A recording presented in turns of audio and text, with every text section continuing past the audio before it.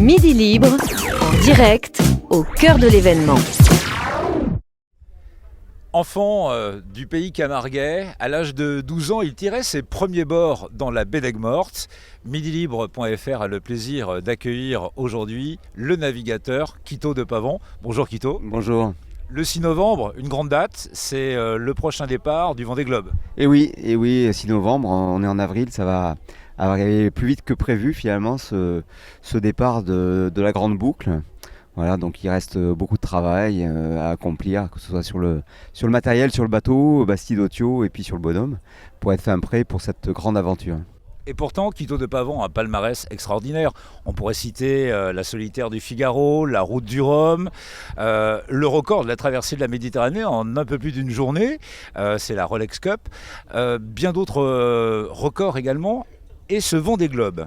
Deux départs qui n'ont pas été ce que tu voulais qu'il soit.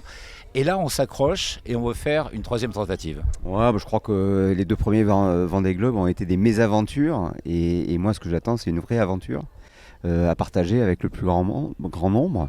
Il y a beaucoup de frustration dans ces deux Vendée Globe. C'est beaucoup d'énergie, c'est quelques années de préparation avec beaucoup de travail, avec mon équipe proche, pour construire, pour concevoir, pour améliorer les choses.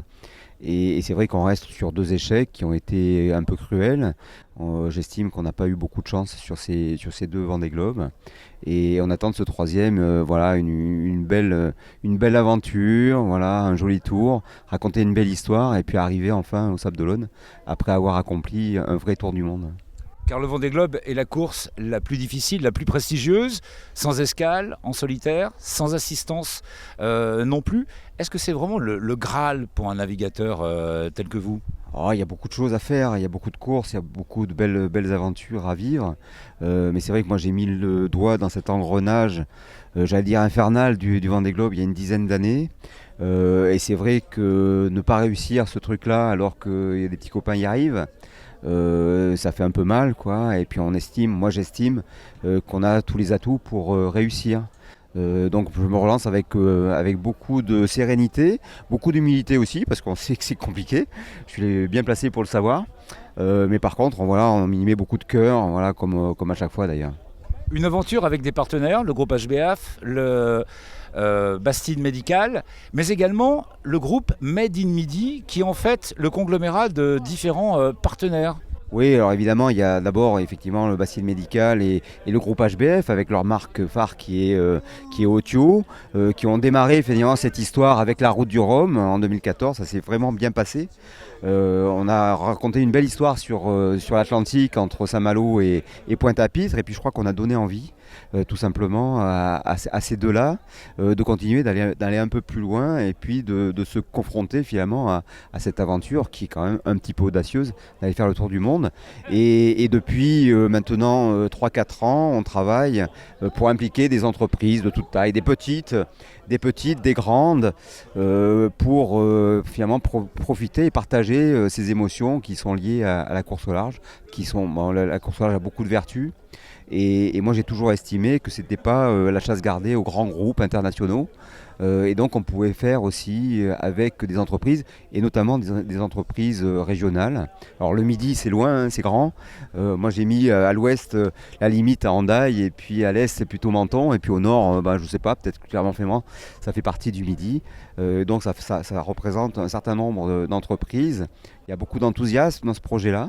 C'est pas facile parce qu'on est loin effectivement des centres d'intérêt de la course au large. On est loin de la Bretagne, on est loin de la Vendée avec ce Vendée Globe, on est loin de la Normandie avec la 30 Jacques Vabre. Mais par contre, on a une culture maritime qu'on a besoin de faire réapparaître en Méditerranée.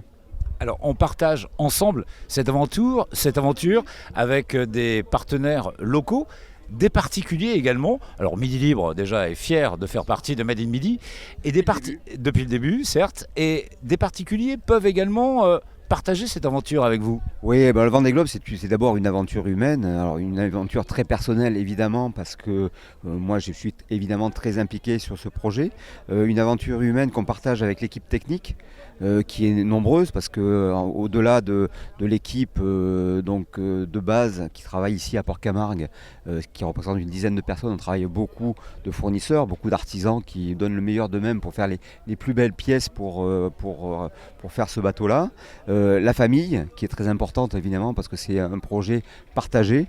Tous nos partenaires Medi-Midi, bien évidemment, les deux sponsors Bastide et le groupe HBF, mais aussi l'ensemble des particuliers qui soutiennent ce projet-là, qui est un projet vraiment régional.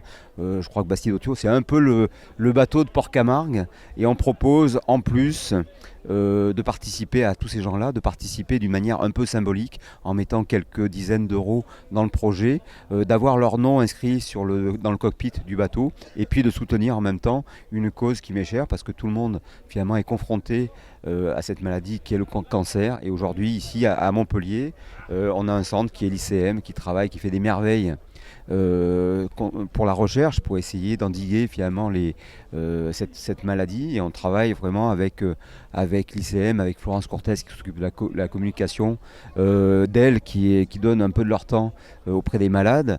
Et on offre finalement, avec un projet qui s'appelle Cap contre le cancer, la possibilité finalement à tout un chacun de donner quelques euros pour essayer de développer la recherche au profit du cancer.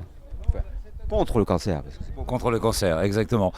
Avec Quito de Pavon, tous réunis ensemble, derrière lui, tirons les bords, hissons la voile et gagnons avec Quito de Pavon le Vendée Globe 2016.